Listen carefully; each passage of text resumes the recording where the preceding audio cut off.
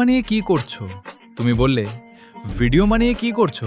কিছুই তো পারছো না, শুধু ফালতু সময় নষ্ট। হাসি পায় ভাই। তুমি যে কথা বলো সেটা তোমার অক্ষমতার চিৎকার ছাড়া আর কিছু না। তুমি শুধু দেখো ফাইনাল ভিডিও, আমি দেখি রাত জেগে কাটির যুদ্ধ। তুমি দেখো শুধু রং, আমি দেখি প্রতিটা পিক্সেলের কান্না। তুমি বলো সহজ, আমি জানি কতটা কঠিন এই জাদু। তুমি পারো না তাই মুখে বিষ ছড়াও, কিছুই পারছো না। এটা তো তোমার নিজের অপারগতার গান।